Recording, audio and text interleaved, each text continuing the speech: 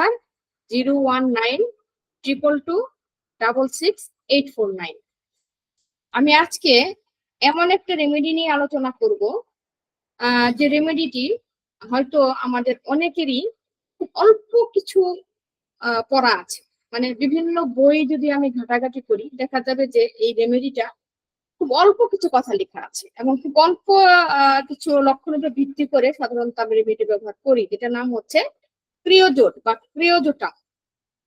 তো আমি আসলে আজকের এই প্রেজেন্টেশনটা যখন আমি তৈরি করি, তখন আমার কাছে মনে হচ্ছে যে আমি মনে ভুল করে ফেলেছি। আমার এই ক্রিওজোটামটা আমার আরো অনেক বেশি পড়া দরকার ছিল। আমি নিজেও জানতাম না যে এই মেডিসিনটা এত সুন্দর সুন্দর কিছু জায়গাতে ব্যবহার করা হয়। আমি এত সংক্ষিপ্ত করেছি। এখানে আমার আসলে আমি যদি স্লাইড করি, আমার মনে হয় যে আমি যদি 3 দিনে এই ক্রিওজোটামটা নেই, তাহলে আমার মনে হয় যে আমি পূর্ণাঙ্গ ভাবে এই মেডিসিনটা নিতে পারবো।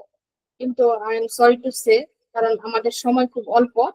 অল্প সময়ের মধ্যে আমাদের পুরো সিলেবাসটা কমপ্লিট করতে হবে।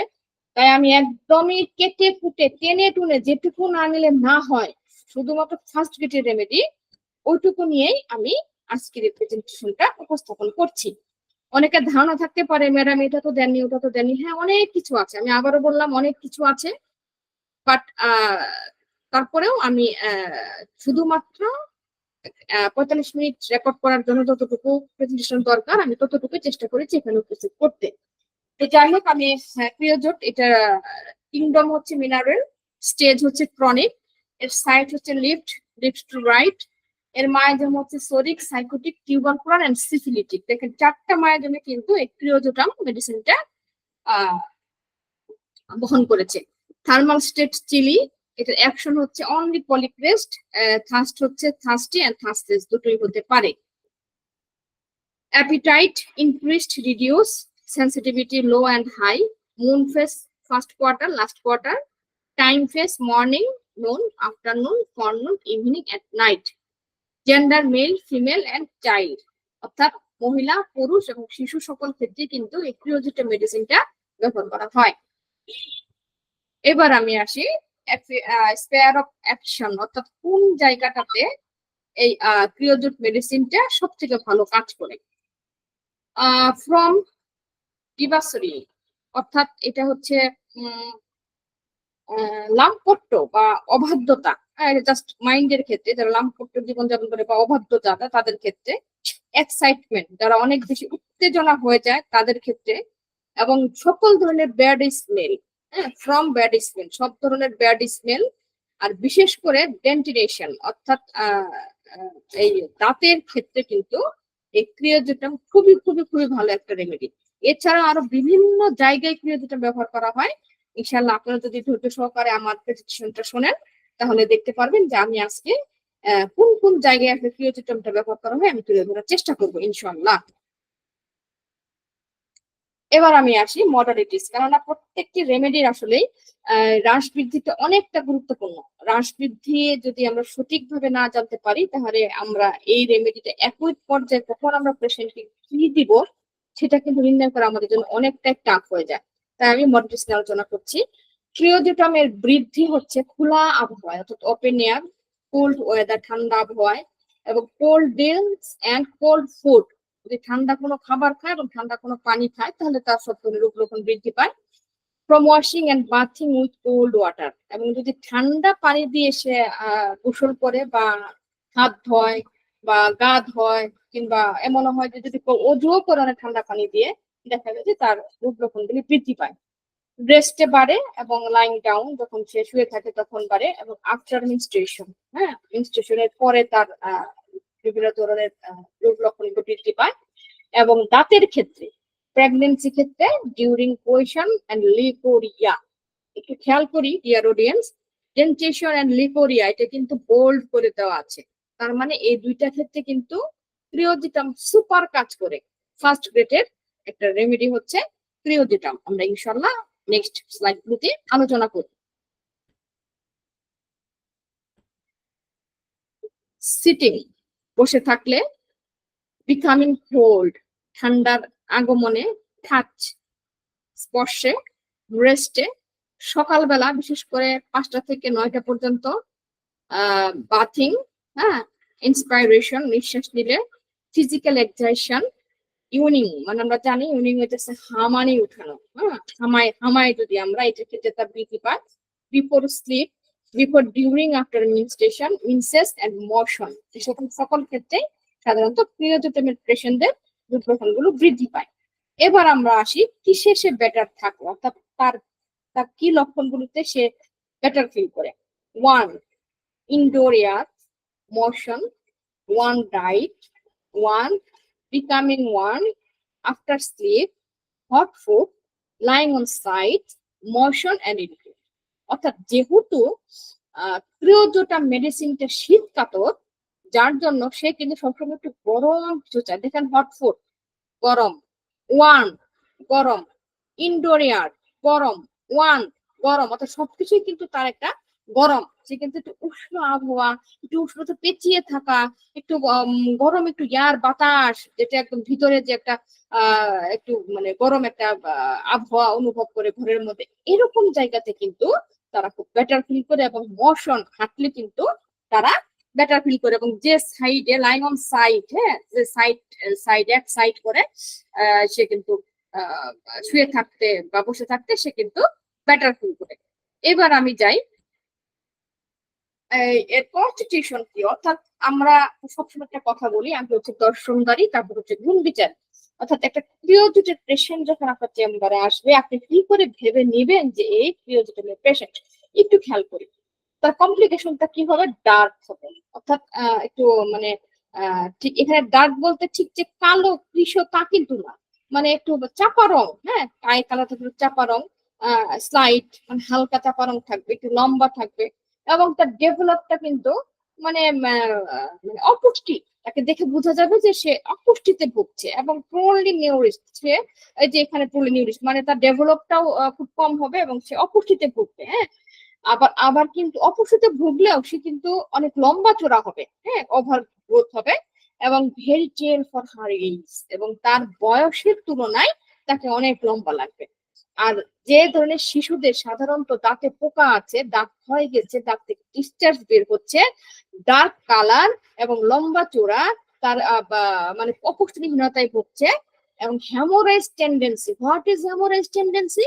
দেখা যাচ্ছে যে তার ব্লিডিং প্রবণতাটা প্রচুর করে, ডায়াসিসিস, হ্যাঁ, হ্যামোরাইজ ডায়াসিসিস, দেখা যাচ্ছে যে তার ক্ষয়প্রাপ্তটা বেশি, তার নখ ক্ষয়ে গেছে, তার দাঁত ক্ষয়ে গেছে, তার ব্লিডিং হচ্ছে, হ্যাঁ, এই ধরনের যার ডায়াসিসটা থাকে, সেই ধরনের পেশেন্টদের ক্ষেত্রে সাধারণত আমরা ক্রিওজোটামটা দিয়ে থাকি।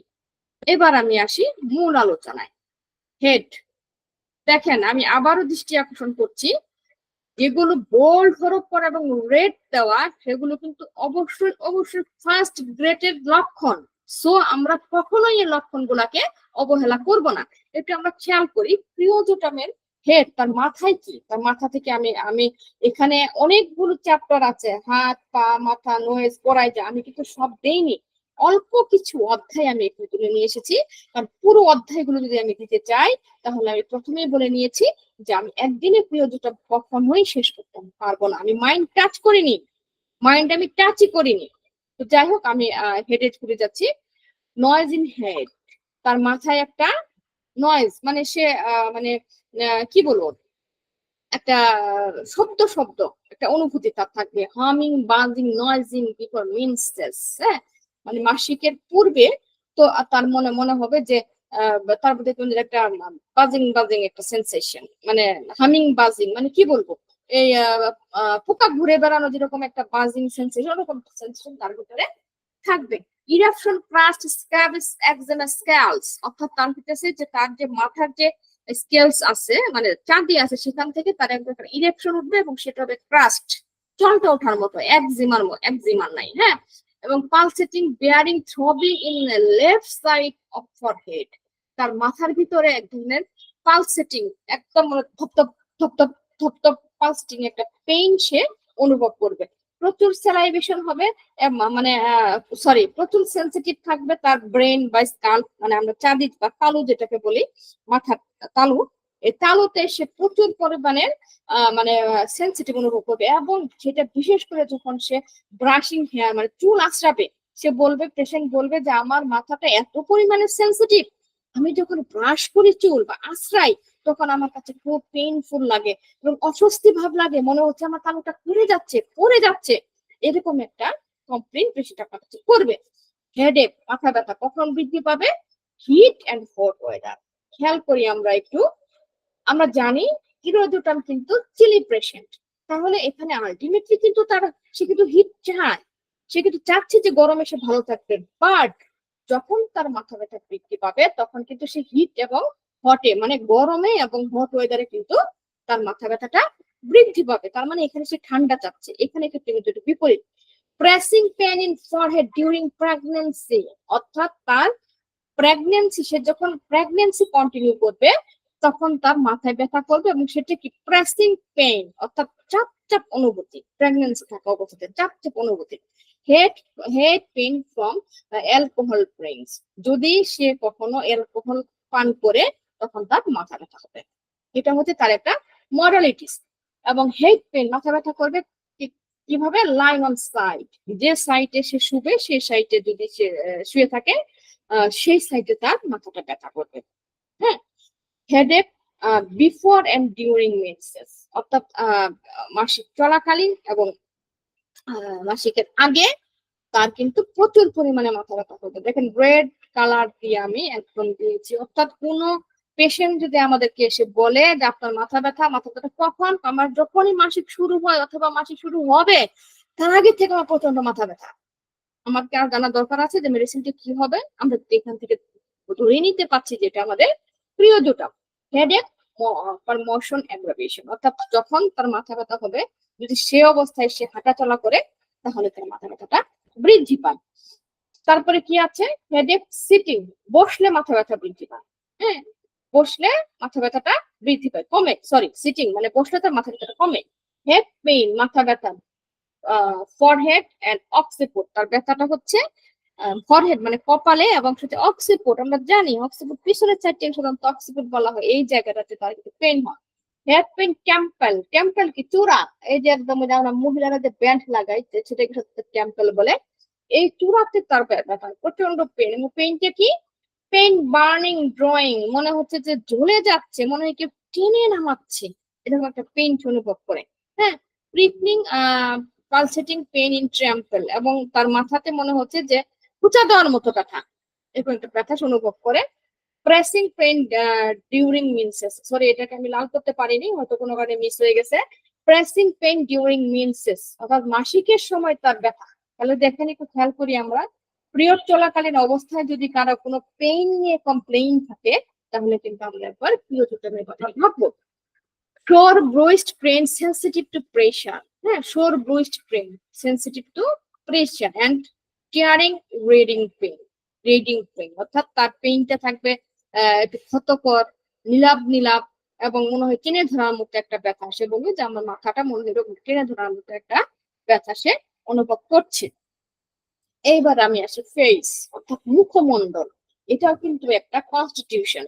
আপনি এই যে কিভাবে তার একটা মুখমণ্ডল দেখে বুঝে নিতে পারবেন যে এটা পিরিয়ডের পেশেন্ট এবং তার মুখে কি কি ধরনের সমস্যা নিয়ে সাধারণত একটা পিরিয়ডের পেশেন্ট আপনার কাছে আসতে পারে।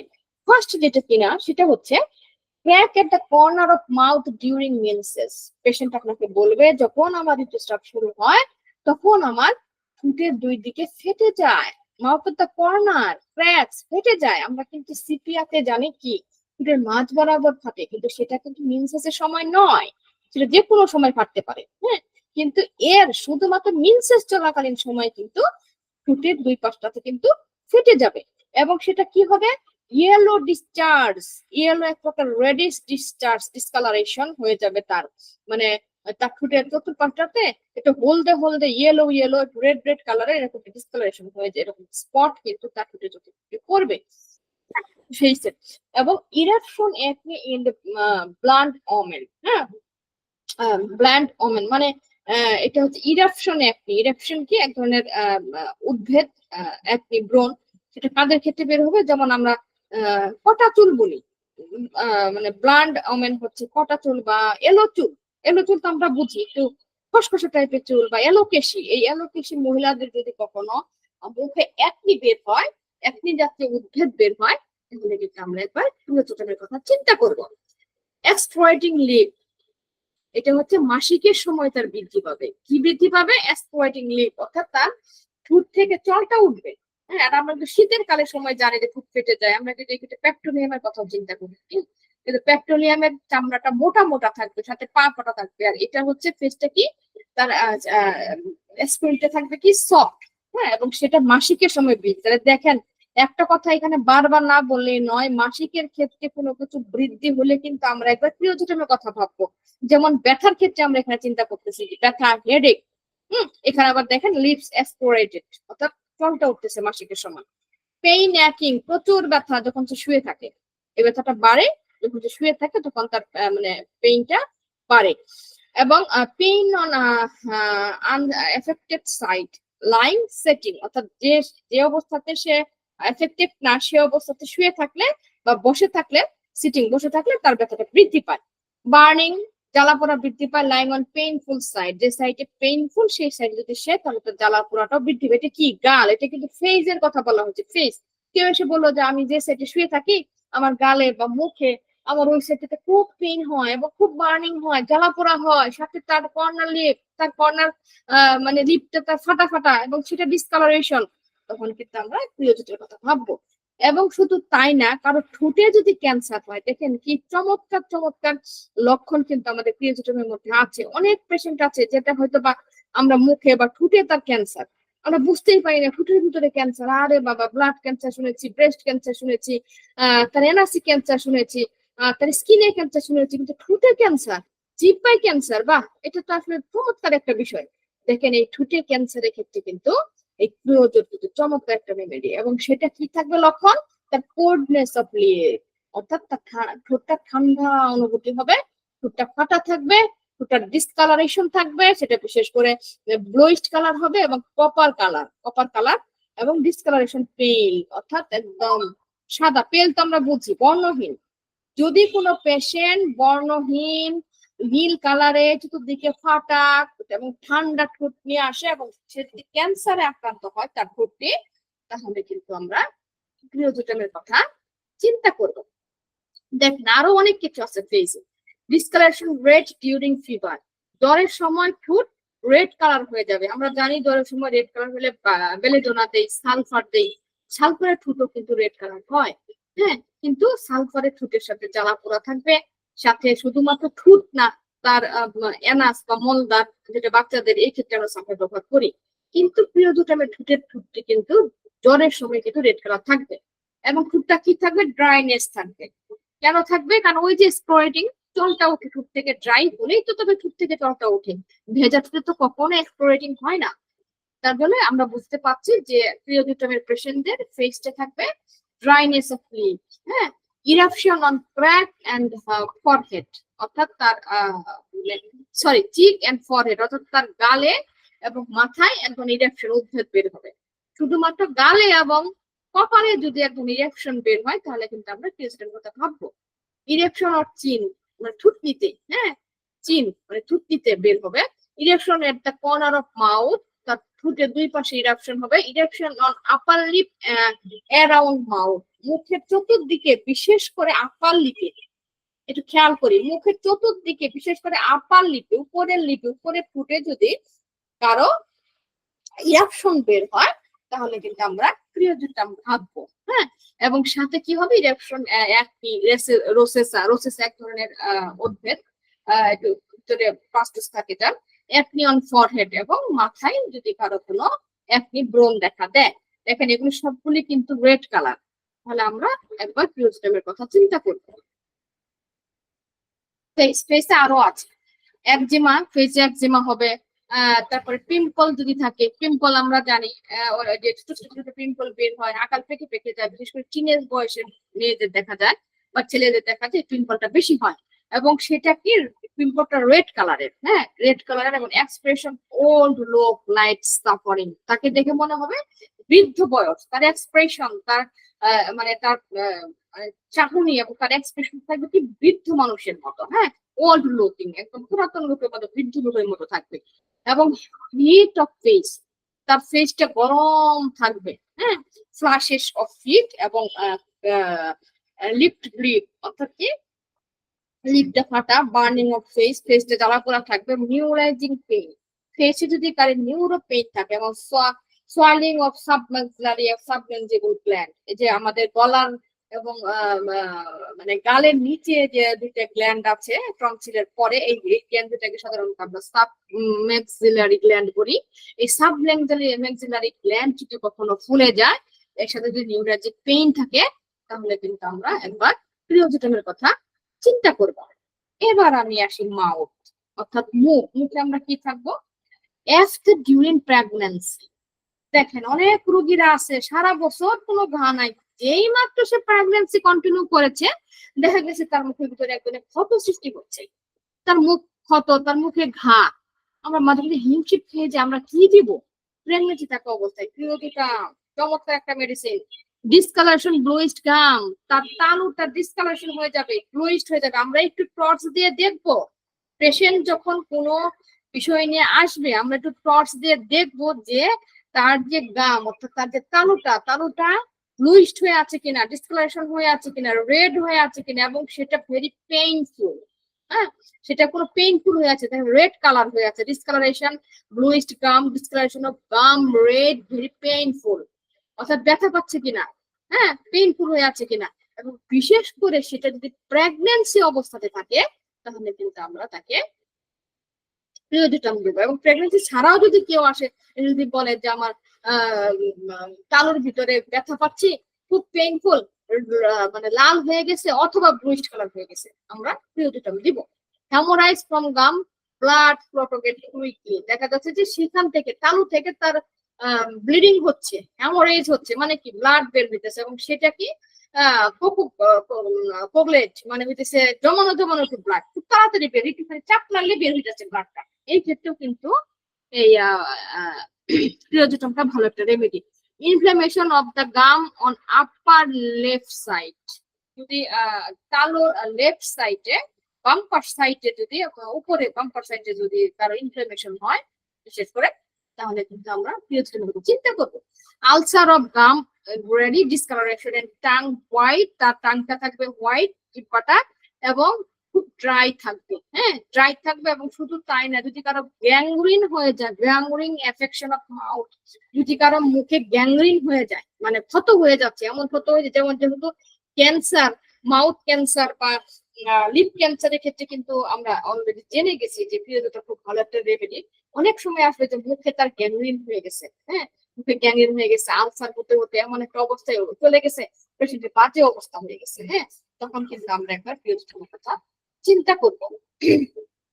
তারপরে কি, মুখটা তার গরম থাকবে, এবং ব্লাড বের হবে ইজিলি, খুব তারা মানে অল্পতে ইজি ভাবে তার ব্লাড বের হবে, একটু ধরলে, ব্রাশ করলে বা কোনো কিছু খেলে পেশেন্ট করবে জামা কাপড় থেকে খুব ব্লাড বের হয়েছে।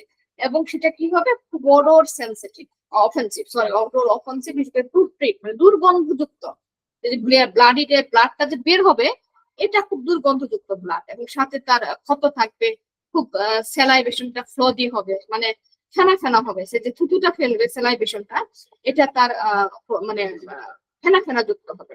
এবং স্যালাইভেশন ডিউরিং প্রেগনেন্সি অবস্থায় প্রচুর স্যালাইভেশন, অর্থাৎ তার মুখে খুব থুতু জমে, স্যালাইভেশন হয় ওই হ্যাঁ। এবং আরেকটা কি হয়েছে যে তার গামটা হইতেছে, এটা হচ্ছে স্কারবি, আমরা জানি স্কারভি রোগ, মুখে স্কারভি রোগ যেটা হয়, যাদের যে স্কারবুটিক গাম, যাদের বা সফটনেস অফ গাম, এবং স্পঞ্জি গামটা কি, তার কারণ মারি দেখা যায় একটু ফুলা ফুলা দেখা যায়, চাপ দিলে মনে হয় যে একটু স্পঞ্জ করে, হ্যাঁ, এই ধরনের ক্ষেত্রে কিন্তু পিরিয়ডিটাম খুব ভালো একটা রেমেডি।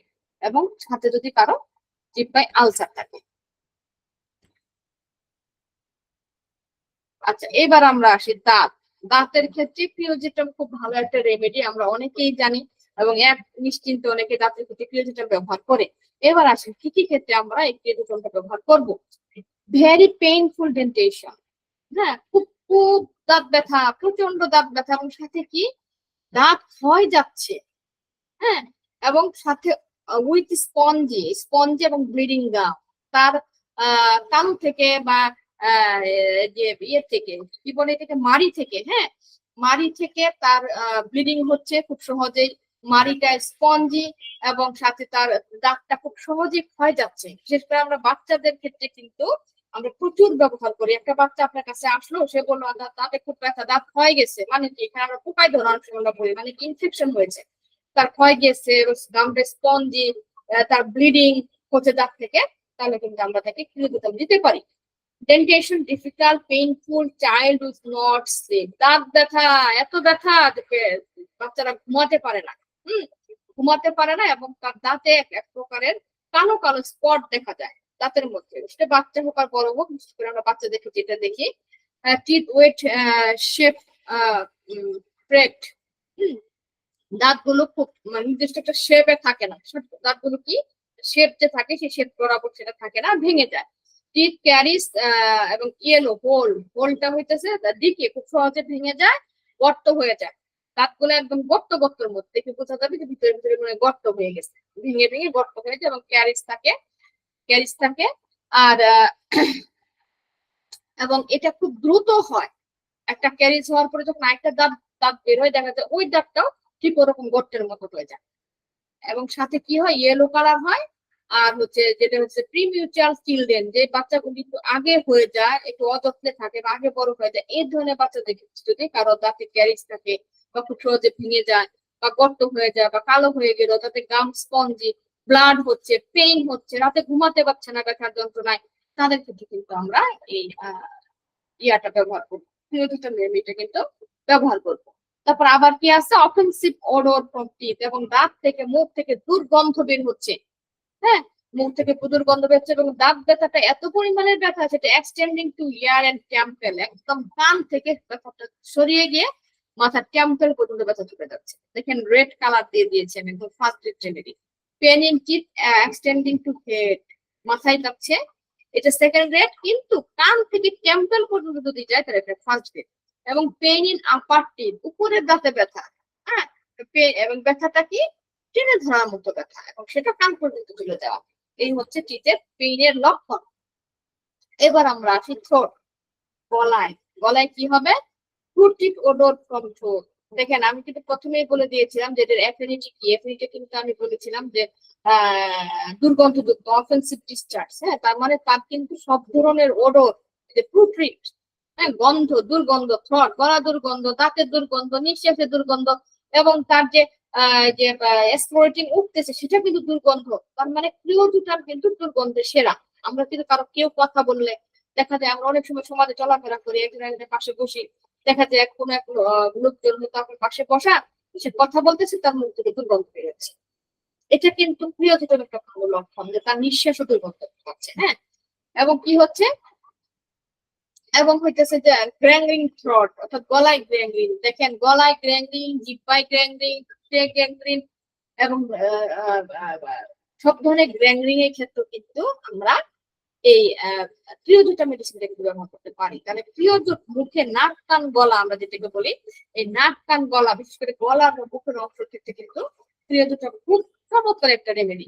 এছাড়াও যদি কারো ডিপথেরিয়া বা এক্সারশন বা স্ক্র্যাচিং থ্রট, মানে গলাতে এক ধরনের মনে হয় যে চলটা উঠে গেছে, রো ভাব বা স্টিফনেস, এক্সটার্নাল থ্রট, মানে কি বাহির দিকে একটু মনে হচ্ছে যে একটু টেনে ধরছে, এই ধরনের ক্ষেত্রে কিন্তু প্রিয়জুটা ভালো একটা রেমেডি। এবার আমরা আসি র্যাকটাম, খুব চমৎকার একটা অধ্যায়। র্যাকটামে কি হবে, তার কনস্টিপেশন হবে উইথ ইমাসিয়েশন, অর্থাৎ শুকনা শাকনা, ইমাসিয়েটেড মানে আমরা কাকে বলি, শুকনা মানে স্বাস্থ্যহীন মানুষের যদি কোনো কনস্টিপেশন থাকে, এবং সাথে কি থাকতেছে, তার ইউটেরাইন ক্যান্সার। দেখেন প্রিয়জুট কিন্তু তাহলে ক্যান্সারের একটা মেডিসিন, আমরা ক্যান্সার নিয়ে ভয় পাই, এখানে দেখেন কত ধরনের ক্যান্সারের ক্ষেত্রে কিন্তু এই প্রিয়জুট মেডিসিনটা ব্যবহার করা হচ্ছে। Uterine cancer, throat cancer, lip cancer, তারপর তার গলায় ক্যান্সার, এই ধরনের ক্ষেত্রে কিন্তু আমরা প্রিয়জুটটা খুব ইজি ভাবে পাচ্ছি।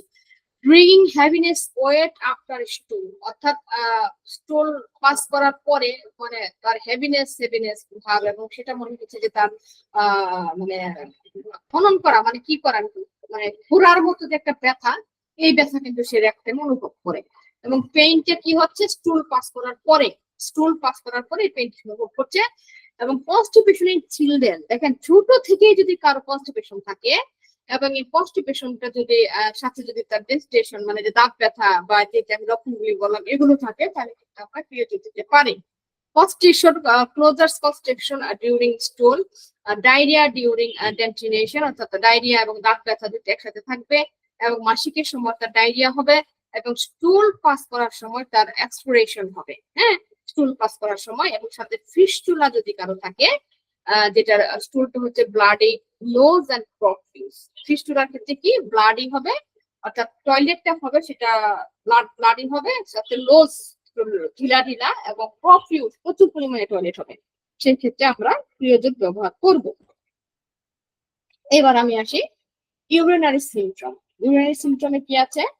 Must hurry when desire comes to urinate, অর্থাৎ সে খুব দ্রুত যখন তার মানে টয়লেট চাপবে, সে খুব দ্রুত যাবে টয়লেটে, কোনোভাবেই কিন্তু সে এই টয়লেটটাকে কিন্তু আটকায় রাখতে পারবে না। এবং মরবিড ডিজায়ার টু, হ্যাঁ, morbid desire to urination sudden at night, child woke up but cannot get out the bed soon of enough। হ্যাঁ, bed soon of enough মানে হচ্ছে যখন কোনো রোগাক্রান্ত শিশু যেমন বিছানায় শুয়ে আছে, তার এমন মানে রাতে বিশেষ করে সে যখন জেগে উঠবে তখন সে বিছানার বাহিরে কিন্তু যেতে পারবে না। হ্যাঁ, মানে তার এত একটা ক্লান্তি থাকবে এবং সে হঠাৎ করে ঘুম ভেঙে যাবে তার প্রস্রাবের জন্য, তার ইউরিনেশনের জন্য, মানে তার টয়লেট চাপবে, টয়লেটে চাপের জন্য তার বেশিরভাগ সময় প্রস্রাব ঘুম ভেঙে যাবে এবং সে কিন্তু এখানে বেড ওয়েটিং করে। আমরা কিন্তু যারা দাঁতে পোকা আসছে এই ধরনের শিশু যদি কারো বেড ওয়েটিং থাকে, তাহলে কিন্তু কি হচ্ছে খুব ভালো একটা remedy. Cold after complain and bladder, এবং তার কমপ্লেইনটা কি থাকবে যে তার ব্লাডারটা মনে হয় ঠান্ডা, প্রস্রাবের যে ব্লাডার আমরা ব্যবহার করি এই ব্লাডারটা সে কিন্তু ঠান্ডা অনুভব করবে। এবং আর্জেন্ট ইউরিনেট এট নাইট, বেশিরভাগ সময় তার প্রস্রাবের যে একটা চাপ সেটা রাতে থাকবে, রাতে বেশি করে বাড়বে। আর্জেন্ট তো ইউরিনেশন ফ্রিকোয়েন্ট, খুব ঘন ঘন সে প্রস্রাব করবে এবং সাডেনলি আর্জেন্ট টু ইউরিনেট, এবং হঠাৎ করে তার এই প্রস্রাবের ব্যাগটা দেখা দিবে। ইনভলেন্টারি, সে দমায় রাখতে পারবে না। আর এবং কি ইউরিনেশন ডিবলিং বাই ড্রপ, এবং ফুটা ফুটা তার প্রস্রাব হবে। হ্যাঁ, ফুটা ফুটা তার প্রস্রাব হবে। আর ফক স্ট্রিম, অর্থাৎ তার মানে মনে হবে কি যে তার মনে হয় কাঁটা যুক্ত কাঁটা দিয়ে রাখছে, কষ্টটা যে হচ্ছে তার ভিতরে কাটা কাটার একটা অনুভব। যেমন আমরা এনাসে কাটা কাটা অনুভব হলে কিন্তু আমরা স্কলারশিপটা ভাবি যে এনাসে যখন টয়লেট বের হয় মনে হচ্ছে একটা কাঁচ দিয়ে বা একটা কাঁটা দিয়ে আটকায় রাখছে। কিন্তু প্রস্রাবের ক্ষেত্রে যদি কখনো সেরকম মনে করে যে আমি যে ইউরিন পাস করছি আমার সেখানে তো কাটা কাটা লাগে, কাটা কাটা লাগে, তাহলে কিন্তু আমরা একবার এই পিরিয়ডোটামের কথা চিন্তা করবে।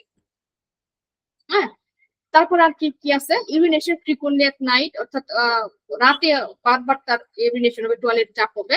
এবং যদি তার জ্বর থাকে এই অবস্থায় কিন্তু সে ঘন ঘন টয়লেটে যাবে, ঘন ঘন টয়লেটে যাবে। এবং involuntary night at night urination, এবং ইনকন্টিনিউ ইন বেড, অর্থাৎ দেখা যাচ্ছে যে যখন রাতে সে অবচেতন মনে প্রস্রাব করে ফেলবে, যেটা আমি একটু আগে বললাম যে বাচ্চাদের ক্ষেত্রে কিন্তু খুব ভালো একটা রেমেডি।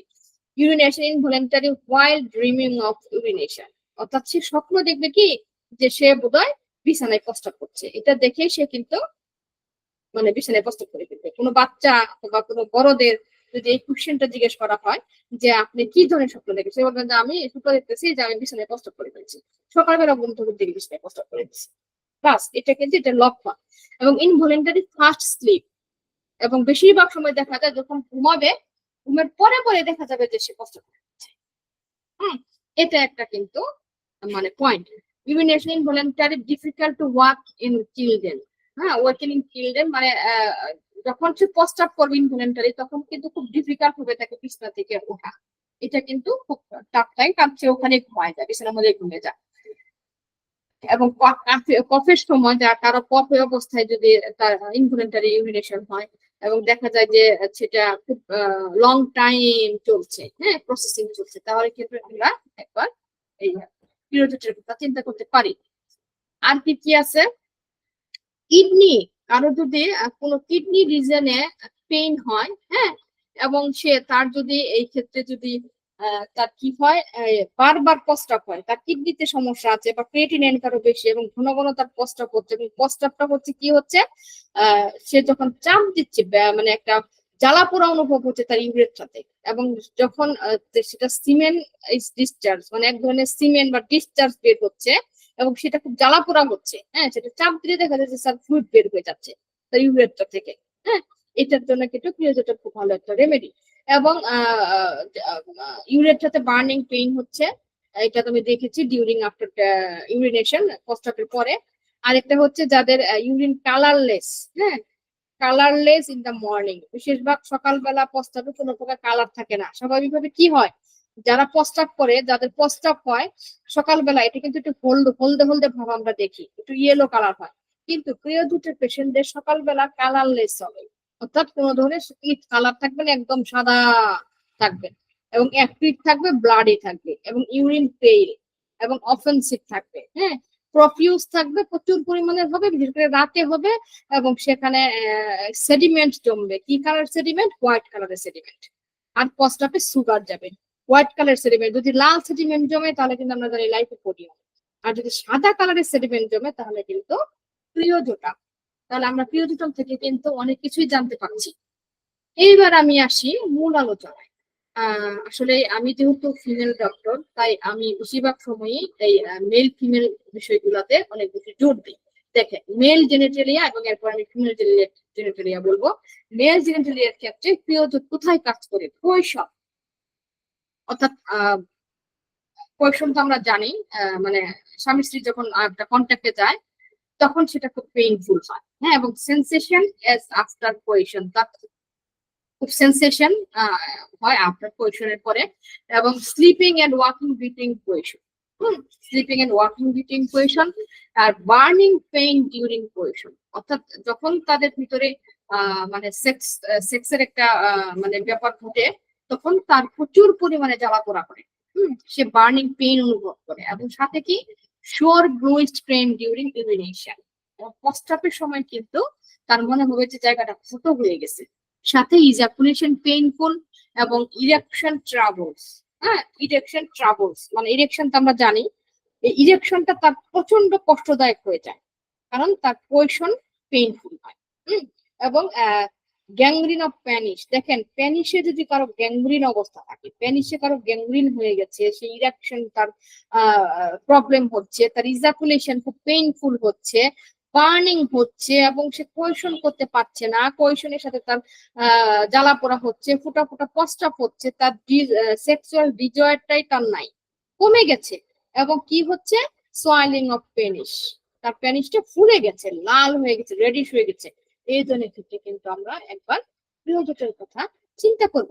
তাহলে একবার আমরা খেয়াল করি যে ক্রিয়োজোট রেমেডিটা দেখেন মেল জেনেটালিয়ার ক্ষেত্রে কত বড় একটা রেমেডি, এবং এরকম অনেক পেশেন্ট কিন্তু আপনার কাছে আসবে যারা হয়তো বলবে যে আমার এই সমস্যাগুলো, সাথে যদি আমরা আরো কিছু মেল যদি আমরা দেখি, তার চোখ, তার তাতে কোনো সমস্যা, এবং ওভারঅল যদি আমরা জানি যে তার কাতরতা কি, তার ঘুম কেমন, তাহলে কিন্তু আমরা তাকে এই ক্রিয়োজোটের মেডিসিনটা কিন্তু দিতে পারি।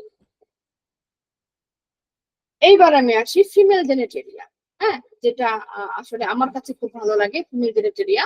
সেখানে কি দেখেন, ক্যান্সার অফ ভেজাইনা, চমৎকার, দেখেন তার মানে আমি বলেই নিতে পারছি ক্রিয়োজোট হচ্ছে ক্যান্সারের ক্ষেত্রে খুবই খুবই ভালো একটা রেমেডি।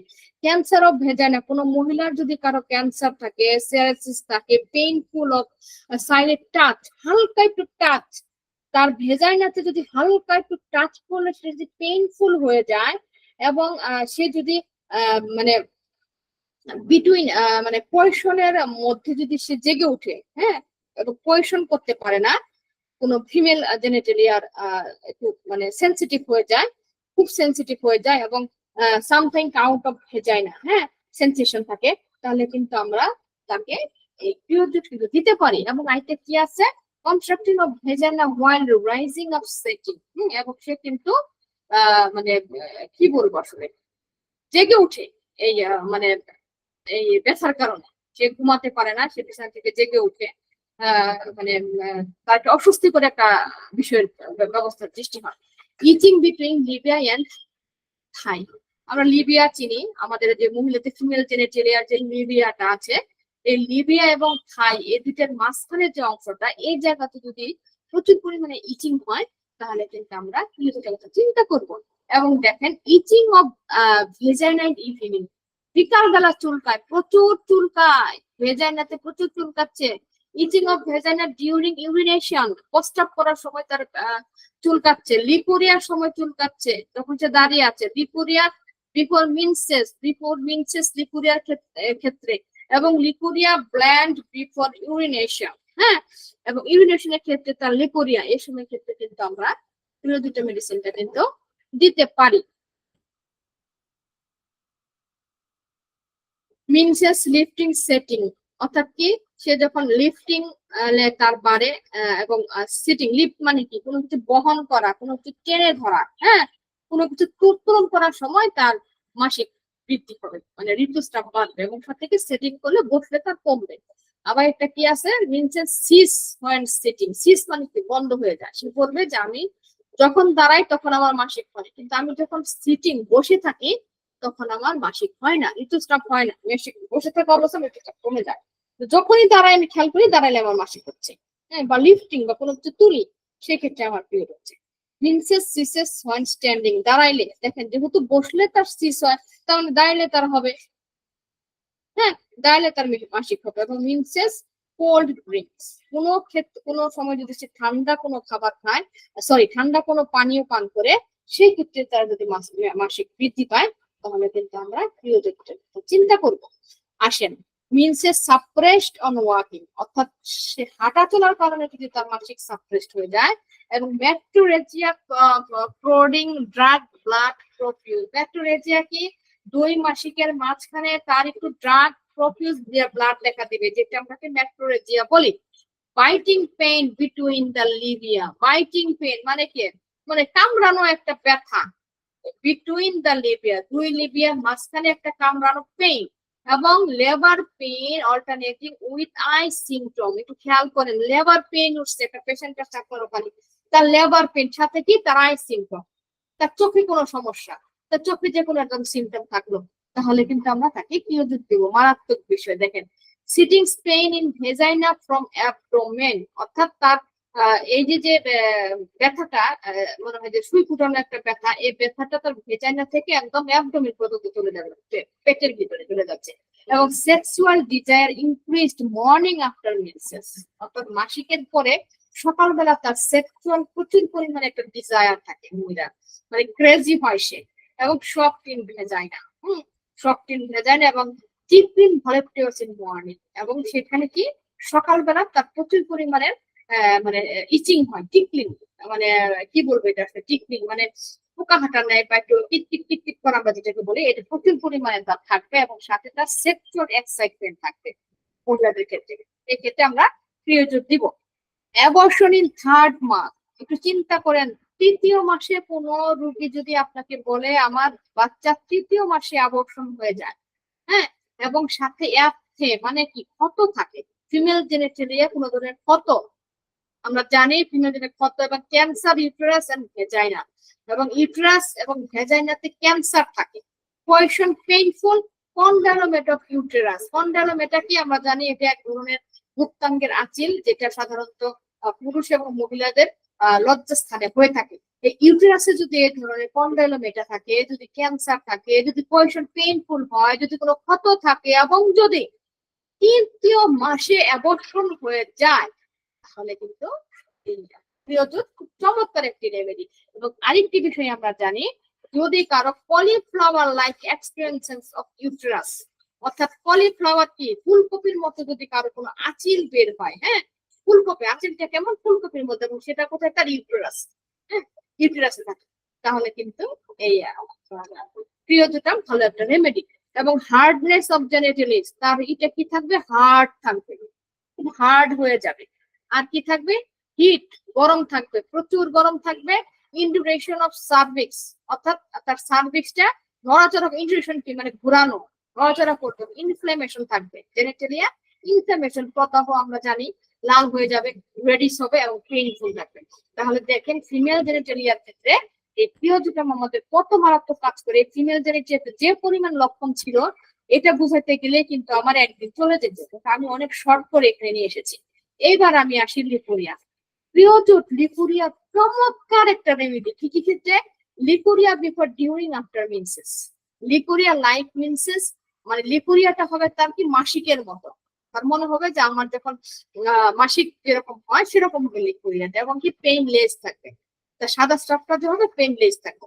এবং লিকুরিয়া ডিউরিং প্রেগন্যান্সি, অর্থাৎ প্রেগন্যান্সি থাকা অবস্থায় অনেক মহিলা পাবেন যারা এসে বলবে যে ম্যাডাম আমার প্রেগন্যান্সি কিন্তু আমার প্রচুর লিকুরিয়া হচ্ছে, এবং সেটা কখন হয়? বিশেষ করে প্রস্রাবে যাওয়ার পরে, বা এটা অ্যাক্রিট হয়। অ্যাক্রিট মানে কি? একটু ঝাঁঝালো হয়, এবং লিকুরিয়াটা যে জায়গায় লাগে সেই জায়গা থেকে জলটা উঠে, এবং মাঝে মধ্যে দেখা যায় লিকুরিয়াটা একটু ব্লাডি ব্লাডি, একটু লাল লাল কালার, এবং গরম, বার্নিং হট।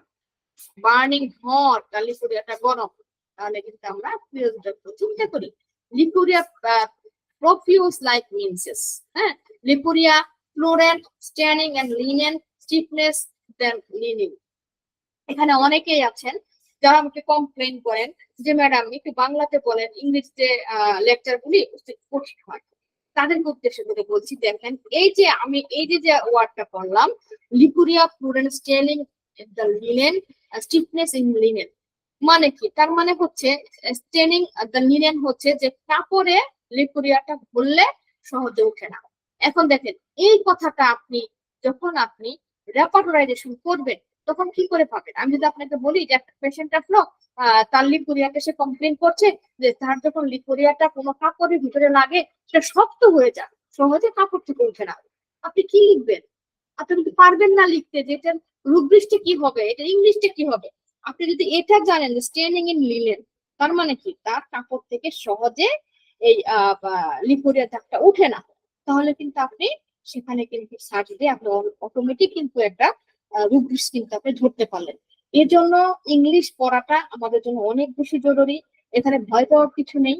প্রথম প্রথম হয়তো অনেকে অভ্যস্ত নাও হতে পারেন, কিন্তু আস্তে আস্তে আস্তে আস্তে যখন আপনারা এটাকে অভ্যাসে পরিণত করবেন বা শিখবেন, তখন দেখবেন এটাই অনেক মজা, এটাই অনেক ভালো লাগছে। হ্যাঁ, আর লিকুরিয়াটা কি হবে? স্টিকি হবে, স্ট্রেঞ্জি হবে। স্টিকি, দেখেন ভাষা, লিকুরিয়া, একটা পেশেন্ট কিন্তু সে স্টিকি বলবে না, সে বলবে আমার লিকুরিয়াটা আঠালো এবং কি সুতার মতো, স্ট্রেঞ্জি মানে ঝুলে থাকে। মানে এটাকে আপনি কিভাবে রূপরেখা ড্রাইভার করবেন যদি আপনি নাই জানেন যে আঠালো মানে স্টিকি মানে আঠালো, স্ট্রেঞ্জি মানে ঝুলানো, এবং এটাই আমাদের রূপরেখার ভাষা। তবেই তো আপনি সেটাকে আপনি আহ মানে ইয়েতে পরিণত করবেন, রূপরেখা পরিণত করবেন। তাহলে এটা কিন্তু আমাদের জানার দরকার আছে। তারপরে আর কি? থিন ওয়াটারি মানে পানি, পানির মতো কিন্তু সেটা একটু মোটা মোটা। হ্যাঁ, এবং হোয়াইট, সাদাও হতে পারে, ইয়েলো হতে পারে।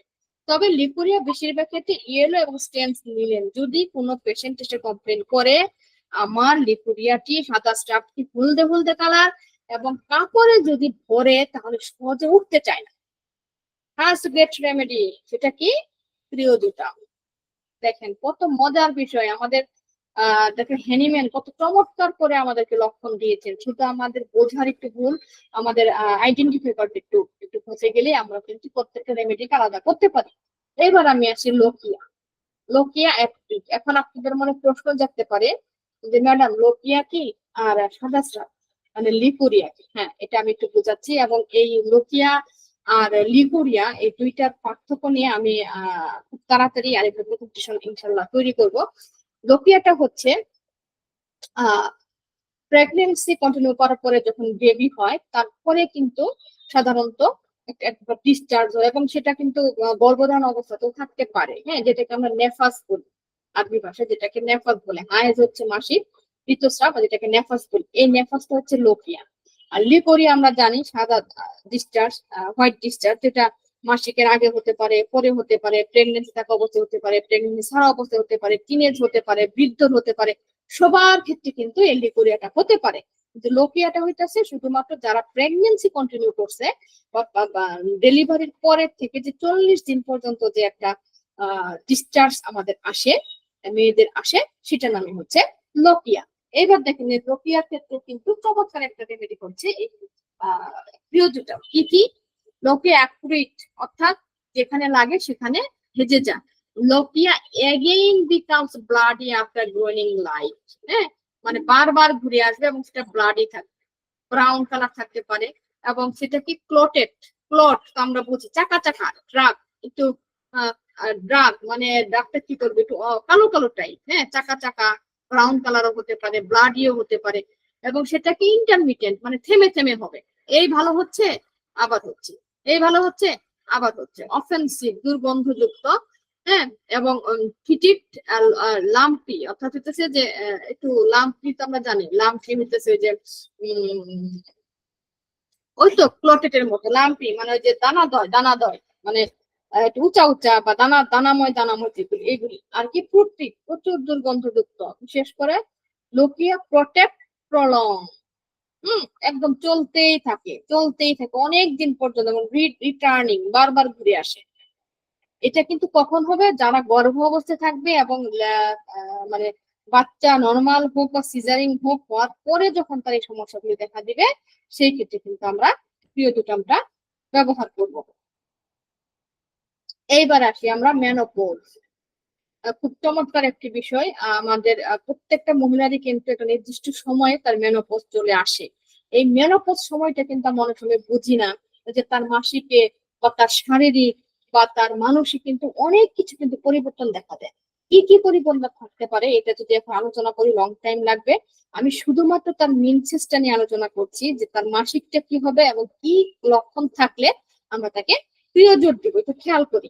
মেনসেস লাইং ডাউন অর্থাৎ সে যখন শুয়ে থাকবে তখন তার মাসিকটা বৃদ্ধি হবে। মেনোপজ টাইম অন্য কোনো টাইম না, কিন্তু তাকে জিজ্ঞাসা করতে হবে আপনার বয়স কত। সে যদি বলে যে আমার বয়স অ্যারাউন্ড 45 থেকে 50 মাঝামাঝি, এরকম একটা বয়স সাধারণত মেনোপজটা চলে আসে এবং সাথে তার আরো অনেক লক্ষণ থাকবে। এই লক্ষণের পরে সে বলবে যে হ্যাঁ আমার মাসিকটা এখন রেগুলার না, আমার মাসিক হয়তো 2-1 মাস পর পর হয়, বা যখন হয় তখন একটানা চলতে থাকে। কখন বেশি হয়, যখন আমি শুয়ে থাকি তখন আমার মাসিকটা বেশি, এবং হাঁটলে সিস হয়ে যায়, বন্ধ হয়ে যায়, মাসিকটা কালো থাকে, ঘন ঘন হয় এবং আর্লি টু সোন খুব তাড়াতাড়ি হয় এবং ইন্টারমিটেন্ট বাধাপ্রাপ্ত হয়ে হয়, ইরেগুলার অনিয়মিত, অফেন্সিভ দুর্গন্ধযুক্ত, যখন আমি হাঁটি তখন এটাকে বাধা থাকে, এবং ম্যাট্রোরেজিয়া ইন থ্রেটিং অ্যাব্রশন। এবং এই মেনোপজ থাকা অবস্থাতেও যদি কোনো মহিলার দেখা যায়, মেনোপজ না এমনি কোনো মহিলার হয়তো তার প্রেগনেন্সি কন্টিনিউ করছে, তো দেখা গেল যে প্রেগনেন্সি কন্টিনিউ করার পরে তার মাসিকের বা একটা নির্দিষ্ট সময় অনুযায়ী তাই একটু করে ব্লিডিং হচ্ছে, হ্যাঁ, তখন কিন্তু তার অ্যাব্রশন হয়ে যাওয়ার কিন্তু একটা চিন্তা থাকে। অ্যাব্রশন হয়ে যাওয়া কি মানে বাচ্চাটা মিসক্যারেজ হয়ে যাওয়া, নষ্ট হয়ে যাওয়া কিন্তু একটা হুমকির থাকে তার মধ্যে। এই ক্ষেত্রে কিন্তু আমরা এই পিরিয়ড মেডিসিন যেটাকে ব্যবহার করতে পারি। এবং কি ম্যাট্রোরেজি আফটার কোয়েশন, অর্থাৎ যদি কেউ কোয়েশন করে মানে সেক্স করার পরে দেখা যাচ্ছে যে তার 2 মাসিকের মাঝখানে ম্যাট্রোরেজিয়া হচ্ছে, এটা যদি প্রমিনেন্ট কোনো সিমটম থাকে তাহলে আমরা তাকে পিরিয়ড দিব। ম্যাট্রোরেজিয়া প্রেগন্যান্সি ডিউরিং 3rd মান্থ, আমি আবারও বলতেছি 3য় মাসে যদি কারো প্রেগন্যান্সি কন্টিনিউ করে এবং সেই ক্ষেত্রে যদি তার অ্যাবর্শন হয়ে যায় বা একটু অল্প অল্প ব্লাড আসে, তাহলে কিন্তু পিরিয়ড চমৎকার একটা রেমেডি। ম্যাট্রোরেজিয়া রিকারেন্ট ব্যাক, বারবার ব্যাক করবে, ম্যাট্রোরেজিয়াটা বারবার ব্যাক করবে এবং ফ্লোটা হবে এবং প্রফিউজ প্রচুর পরিমাণের হবে। এই হচ্ছে আমাদের মেনোপজের লক্ষণ। এবার আমি আসি স্লিপ, খুব চমৎকার বিষয়। পিরিয়ডে যে স্লিপ ভালো কাজ করে আমি জানতাম না, আমি অনেক কিছু, আমি তো হোমিওপ্যাথি আসলে বিশাল বিষয়, যতই পড়ি আমি ততই মুগ্ধ হয়ে যাই। আমি পিরিয়ড মেডিসিনটাকে নতুন করে আবিষ্কার করলাম, এত পরিমাণ ইনফরমেশন আছে যেটা হয়তো আমাকে একটা প্রেজেন্টেশনে কোনোভাবেই কমপ্লিট করা সম্ভব নয়। এবার আসি আমি স্লিপে কি হবে, স্লিপনেস আনলেস সিসেস, হ্যাঁ, ঘুম ঘুম ভাব মানে অপ্রয়োজনীয় কোনো কাজ নাই, কোনো নাই, কিন্তু তার ভিতরে একটা ঘুম ঘুম একটা ভাব ভাব, বাচ্চা ঘুমাতে পারছে না। স্লিপিনেস ইন চিলড্রেন, ছোট থেকে তার মধ্যে ঘুম ঘুম ভাব এবং সে এটাকে পাত্তা দেয় না, ঘুমটাকে মানে চলতেছে হচ্ছে, এরকম একটা কেয়ারলেস অবস্থায় থাকে। সাডেন ওয়াইং এন্ড ইফ কল্ড, হ্যাঁ, sudden waking as if called, যদি তাকে হঠাৎ করে কেউ ডাকে এবং সেক্ষেত্রে কিন্তু তার ঘুমের একটা ডিস্টার্ব হয় এবং ভেঙে যাচ্ছে, পরবর্তীতে সে ঘুমাতে পারে না। ওয়াইং উইথ অ্যাপিটাইট ওয়াইল্ড, ওয়াইং হচ্ছে যে ইয়াওয়িং মানে হচ্ছে হামানি দেওয়া, হ্যাঁ, হামানি দেওয়া, এবং সেটা যদি হচ্ছে অ্যাপিটাইট অর্থাৎ ক্ষুধা পেটে থাকে, সে খেতে চায়, এই সময় তার হামানি উঠে ঘুমের ক্ষেত্রে, হ্যাঁ।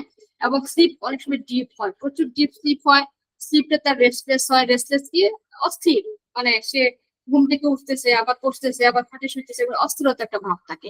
এবং স্লিপিনেস মানে ঘুম ঘুম ভাব, স্লিপিনেস উইথ কফ, ঘুম ঘুম ভাবের সাথে কাশি। এবং দেখা যায় অনেক সময় ঘুমের সময় আমরা দেখি যে তার চোখ হাফ ক্লোজড, আইস হাফ ক্লোজড, অর্থাৎ তার চোখটা অর্ধেক বন্ধ হয়েছে। আমরা যেটা কার ঘুম বলি, অনেক রুগীদের আপনারা জিজ্ঞেস করে দেখবেন যে আপনি যে ঘুমান, আপনি কি কার ঘুম থাকে? আমি যখন ঘুমায় যাই তখন বুঝি না, যখন আমার একটু ঘুম ঘুম ভাব থাকে তখন হয়তো আমার চোখটা অর্ধেক থাকে, আমি বুঝি না, কিন্তু অনেকে বলে যে আমি অর্ধেক চোখে বাঁচি।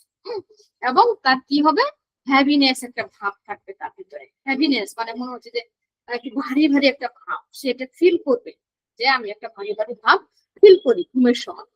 আর কি থাকবে, হামানি থাকবে, প্রচুর হামানি থাকবে। এবং যদি তার মধ্যরাতে ঘুম ভেঙে যায়, এবং সেটা কিন্তু মর্নিং আনটিল মানে সকাল পর্যন্ত চলবে, তার কিন্তু আর সহজে ঘুম হবে না, এবং সাথে তার রেস্টলেস থাকবে, দুর্বলতা থাকবে, এবং সে কি করবে, স্বপ্ন দেখবে, হ্যাঁ, স্বপ্ন দেখে তার ঘুম ভেঙে যাবে, ওয়াকিং, হ্যাঁ, সে হাঁটা চলা করছে, স্বপ্ন ভেঙে যাবে। এবং ওয়াইনিং, যেটা আমি বারবার বলছি যে সে হামাবে, হামানি, এখানে দেখেন হামানি হয়তো একটা রূপ আমরা অনেক সময় বুঝি না, যে আমরা হামা দিচ্ছি, এটা আবার কেমন? দেখা যায় যে যার অনেক সারাদিন ঘুম ঘুম ভাব, সে খুব হামাচ্ছে, বা হামানির পরে, হাম দেওয়ার পরে তার কফ আসছে, বা কফের সাথে তার হামানি আসছে, সাথে শীত শীত ভাব লাগছে, হ্যাঁ, এবং তার ঘুম ঘুম ভাব লাগছে, এই ক্ষেত্রে কিন্তু প্রিয়জোট খুব ভালো একটা রেমেডি। যদিও এটা আসলে বাস্তব দিক থেকে কোনো লক্ষণই না, এটা কি, এটা কোনো লক্ষণ হলো নাকি, এটা তো হাম ফাম দিতেই হয়, কিন্তু না, অতিরিক্ত হাম পাওয়াটাও কিন্তু এটা লক্ষণ। হামানি মানুষ কখন দেয়, যখন সারাদিন ক্লান্ত থাকে, তার চোখে তো ঘুম নাই, একটা সময় হয়েছে, তখন তার ভিতরে একটা হামানি চলে আসে ঘুমের ক্ষেত্রে। এই হামানিটা যদি দেখা যায় যে সে কন্টিনিউয়াসলি করছে, প্রতিনিয়তই করছে, তার কফের সাথে হচ্ছে, এবং সাথে শীত শীত ভাব থাকছে, তাহলে কিন্তু আমরা এবার প্রিয়জোটের কথা চিন্তা করব।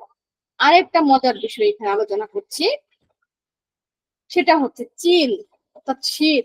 দেখেন পিরিয়ডিক পেশেন্টদের শীতটা কেমন, চিলনেস বিফোর এন্ড ডিউরিং মেন্সেস, অর্থাৎ মাসিকের সময় এবং মাসিকের পূর্বে তার খুব ঠান্ডা ঠান্ডা অনুভূতি। যখন মাসিক কন্টিনিউ চলবে তখনও তো ঠান্ডা লাগবে, যখন সে হাঁটা চলা করে তখনও তো ঠান্ডা লাগে। এবং এই ঠান্ডাটা বিশেষ করে single part, what is single part, যে কোনো একাংশে, বাম পাশ অথবা ডান পাশ, হাতে অথবা পায়ে, মাথায় অথবা নিচে, এরকম। এবং সিটিং, যখন সে বসে থাকবে তখন এই স্টিলনেস ভাবটা অর্থাৎ শীতটা তার বেশি লাগবে। সব থেকে মজার বিষয় হচ্ছে chilliness not ameliorated in one room or by one stove. সাধারণত যাদের একটু শীত শীত ভাব লাগে তারা কি করে, একটু গরম কোনো স্টোভ অথবা গরম কোনো রুমের ভিতরে গেলে কিন্তু তাদের ভালো লাগে।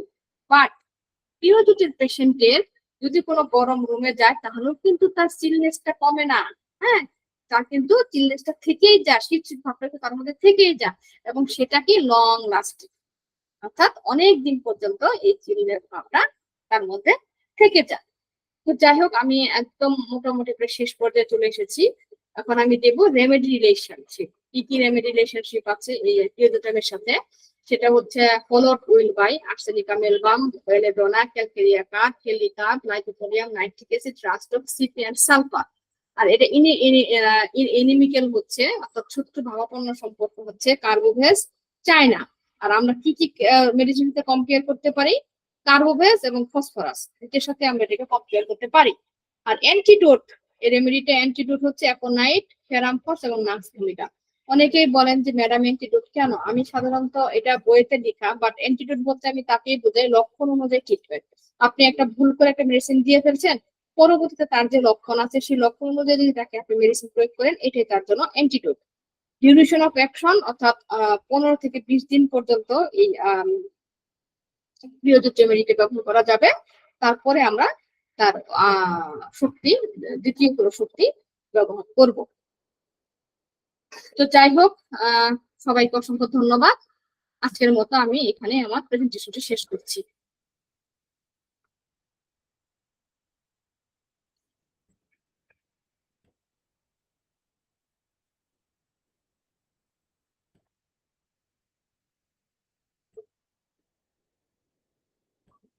বন্ধ করছেন?